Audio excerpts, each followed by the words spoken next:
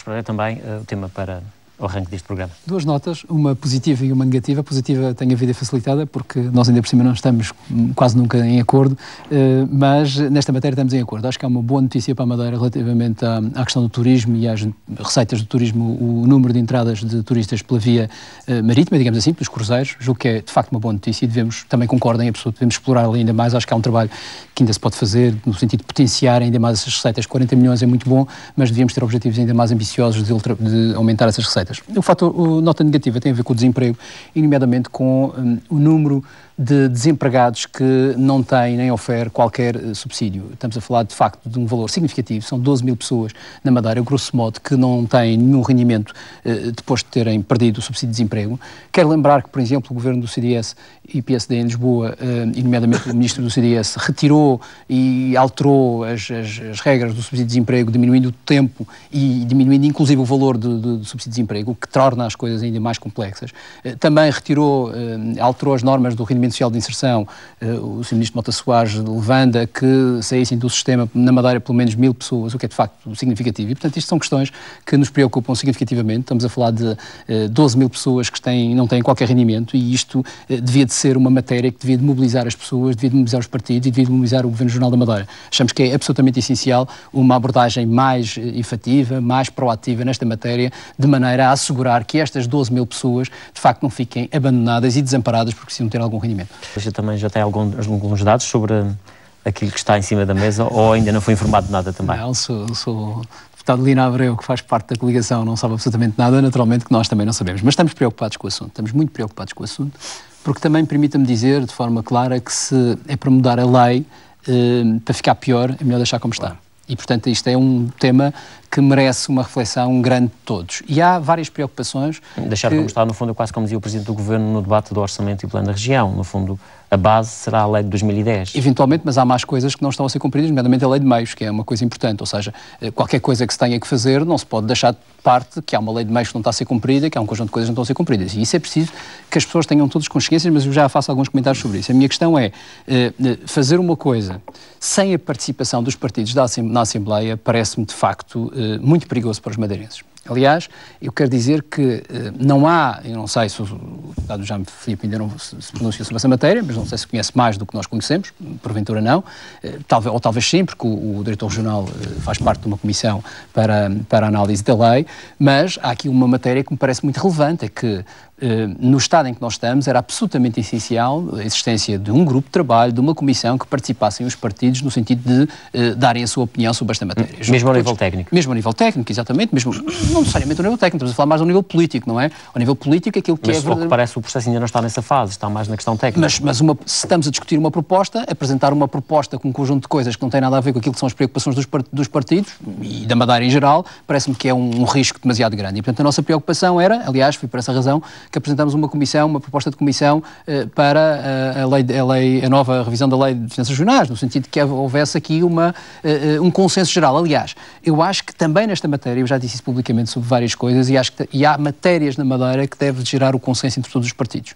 E a experiência do passado lembra que, se for assim, porventura nós teremos melhores benefícios e melhores resultados. E, portanto, esta matéria da lei também devia de ser uma matéria que levasse a existir um consenso geral nos partidos, naquilo que deve preocupar os partidos. Há várias coisas que estão em cima da mesa e com certeza preocupam os partidos todos, e por isso é que eu relembro aquilo que disse no início desta intervenção, é que se a mudança da lei, o que está na cabeça do governo do PSD-CDS em Lisboa é mudar para ficar pior, então é melhor que a gente fique com a lei como está. Porque a lei como está tem algumas coisas que, apesar de tudo, não são tão más como já levamos às questões eu quero lembrar quero lembrar só depois novamente uma das coisas que nos preocuparam, só para as pessoas perceberem aquilo que eu estou a dizer, é um relatório que o governo do PSD-CDS mandou fazer pela Teodora Cardoso e que é avassalador e que para nós aquilo não pode ser ponto de partida para nada, para nenhuma lei, muito menos uma lei para que a Madeira possa resolver um conjunto de problemas que tem em cima da mesa, e isto preocupa-nos seriamente.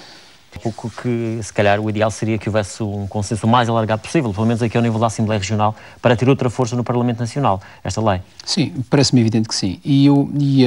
Parece-me evidente que sim, E tendo em conta aquilo que... E o PS está disponível para esse contributo? Sim, aliás, o PS tem feito vários desafios aos partidos, e em particular ao partido da maioria, para que essa análise seja feita e para que esse consenso se chegue mesmo antes de ter uma proposta. Aliás, se há alguma coisa que nos distingue do ponto de vista das opções nesta matéria, é precisamente nós considerarmos que um governo que, enfim, tem uma ideia sobre aquilo que quer fazer na Madeira nos próximos tempos e, portanto, que tem uma visão de futuro sobre a Madeira e uma visão estratégica para a Madeira, estava neste momento a trabalhar as propostas base do ponto de vista daquilo que deve ser uma nova lei de defensas regionais. Naturalmente que eu não vou dizer que tem ou não tem, eu não conheço. O já me Ramos pode me dizer, bom, mas o Governo está a trabalhar. Não sei, a verdade é que nós não conhecemos nenhuma base de trabalho do Governo Regional e aquilo que dizemos é que essa base de trabalho...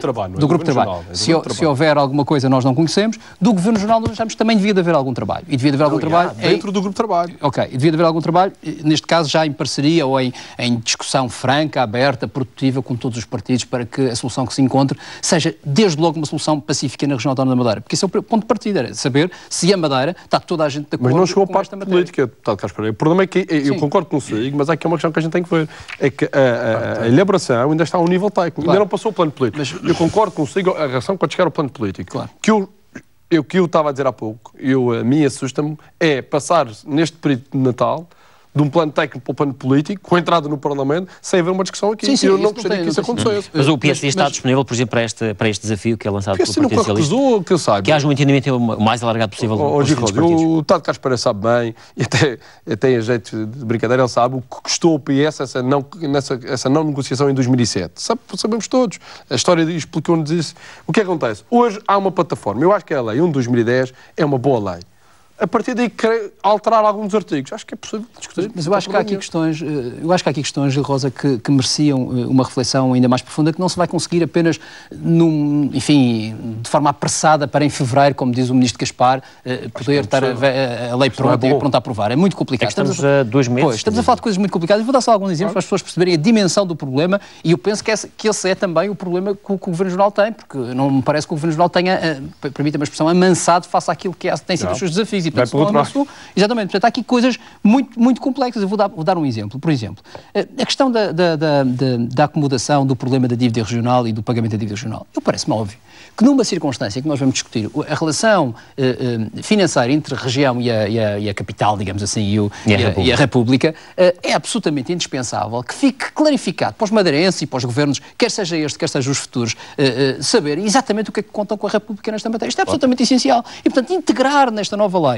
a questão da dívida regional, a questão do pagamento dos juros, dos déficits, enfim, todas essas matérias são essenciais. E isto não é uma coisa que se resolve de um dia para o outro. Isto é uma matéria que carece reflexão e discussão e negociação. Portanto, acha muito curto o prazo. Mas dou-lhe mais um exemplo. Ter uma lei pronta até fevereiro. Uma das matérias que o Governo Regional tem colocado em cima da mesa é a questão do financiamento da educação e da saúde. Ora, todos nós sabemos que essa não é uma matéria que se vai conseguir discutir de um momento em 2 meses. Não se consegue. Nós temos ideias sobre isso. Mas já há um grupo de trabalho também. Há pessoas como disse, a questão do IVA também, da compensação. A questão das diferenças de compensação, a questão, por exemplo, da riqueza, da avaliação da riqueza, que é uma matéria que eu sei que o PSD não tem, apesar de não ter aprovado, julgo que concorda connosco, que é a questão de nós, de uma vez por todas, avaliar. Mas pronto, no indicador que aliás, aliás, eu não quero entrar em polémicas sobre as receitas, mas nós perdemos receitas significativas, sobretudo por causa do Fundo de Coesão. O PSD propôs um índice de compra. Ok, muito bem, mas esta era uma matéria que também devia de ser estabilizada, que era, devíamos estabilizar quais são os indicadores que, de facto, revelam a riqueza da região de forma clara. E, portanto, estas matérias são matérias complexas que nós não vamos conseguir resolver definitivamente em 2 meses. E, portanto, este calendário que o Ministro Vítor Gaspar apresentou, que o Governo PSD-CDS apresentou, é um calendário que vai prejudicar a Madeira se for assim.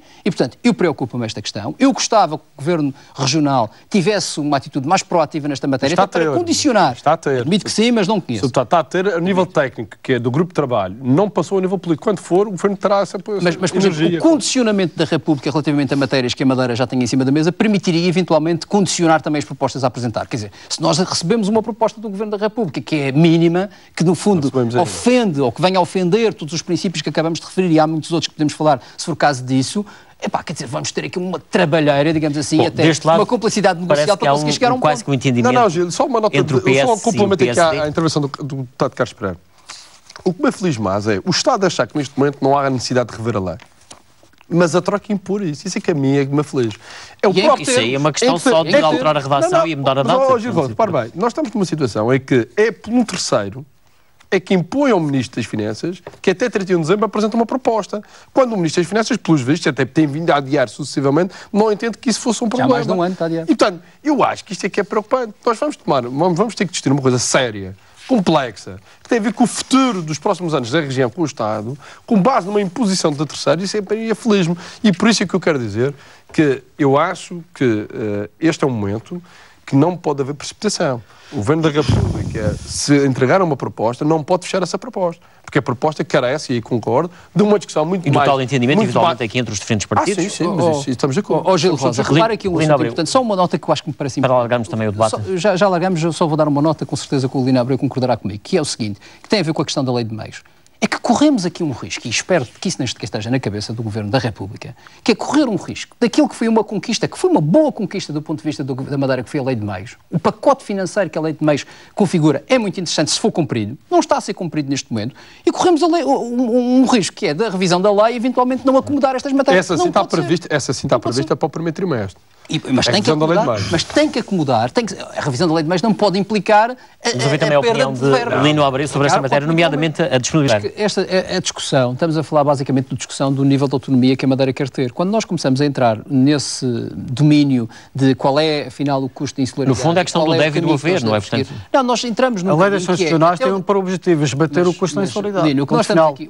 Não, a lei das finanças regionais tem por estabelecer o relacionamento financeiro entre a Madeira e... Mas com o objetivo de esbater os custos de insularidade. Não, pode ser muito mais do que isso. Mas devia ser mais do que isso. Devia ser, mas hoje é. Não, deputado Lino, eu acho que deve ser muito mais do que isso. Deve ser, eu também defendo que deve incluir a educação e a saúde.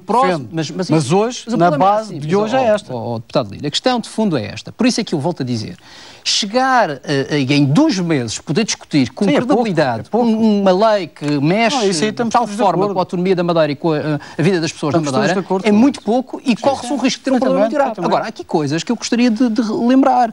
E isso são questões bastante diferentes, bastante preocupantes. Eu vou ser breve. Porquê que o PS Socialista disse há bocadinho que se é para mexer, para ficar pior, é melhor não mexer? Porque nós achamos, naturalmente, que houve coisas, quer no âmbito do Governo Regional, quer no âmbito do Governo da República, que não correram bem. Uma delas tem a ver com a forma como o Governo da República tem se portado relativamente à Madeira no que diz respeito à lei de meios. Isto é uma coisa que não tem corrido bem. E o senhor deputado pode não querer dizer isso, o deputado Jaime Filipe, mas obviamente concorda comigo. Vai ser revista até no primeiro trimestre.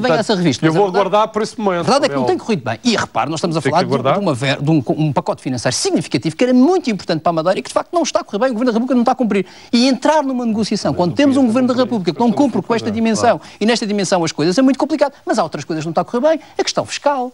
A questão fiscal não está a correr bem e pode-se dizer que as culpas são do Governo Regional e do Governo da República, que ambos não estão a cumprir aquilo que está na Lei de Finanças Regionais, que são os tais famosos 30% de redução que podem ser feitos, que aliás os Açores continuam a manter e nós podíamos eventualmente ir para os 20%. Continua em vigor. Podíamos eventualmente ir para os 20%, porque jurídico mas do plano jurídico constitucional não tem força legal. No âmbito ainda da lei. Só para terminar o meu raciocínio, eu acho que no âmbito, eu estava a dizer estas questões do Governo Regional e da forma como tem corrido e aquilo que é o problema de fazer uma discussão de uma lei numa altura em que, por um lado, temos um governo que, gostemos ou não tem credibilidade. O Governo Regional e o Dr. Alberto Jardim em particular.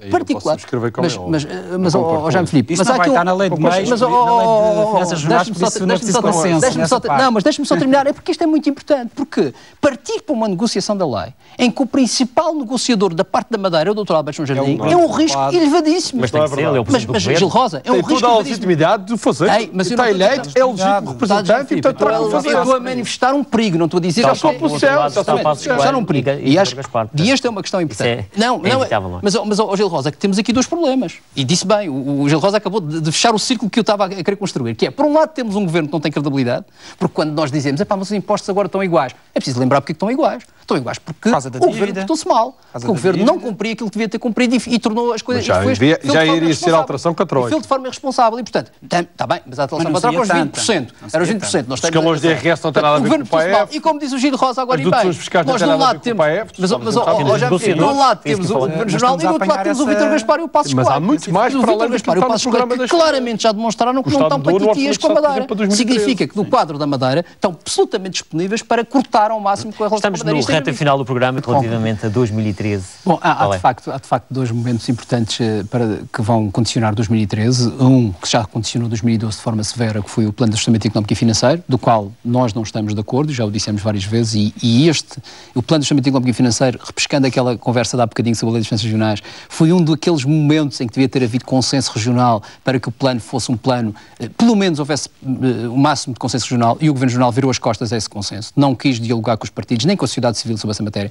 E isto deixa uma mancha significativa até para esta discussão da Lei das Finanças Regionais. E, portanto, o Plano de Ajustamento Económico e Financeiro é, obviamente, um documento que vai afetar significativamente 2013, e depois este Orçamento de 2013. Nada nos une a este Orçamento de 2013. Nós não estamos nada em acordo com aquilo que foi negociado em 2013. E o deputado Jaime Filipe Ramos, com certeza que dirá que nós estamos aqui a fazer um esforço de ajustamento financeiro. Nós não estamos contra os ajustamentos financeiros, até porque sabemos que eles são resultado da política desastrada do governo do PSD. Agora, nós achamos que esses ajustamentos financeiros tinham que ser feitos de forma diferente. Obviamente que a origem do Orçamento Regional é o Plano de Ajustamento Económico e Financeiro, mas como já disse, nós também não estávamos de acordo com aquele plano, e demos propostas na altura. Nós apresentamos soluções diferentes, dir-me-ão, mas não seriam aprovadas, mas nem sequer foram discutidas no Plano Regional. O Governo Regional nem sequer deu essa possibilidade de serem discutidas no Plano Regional, e porventura o Partido Socialista e os outros partidos e a sociedade civil poderia estar mais com este Governo se tivesse havido um esforço de consenso alargado no plano. E isso não foi feito. Mas em 2013, face a estes dois cenários, é óbvio que a situação vai ser desastrosa. E vai ser desastrosa em vários níveis. No aumento do desemprego,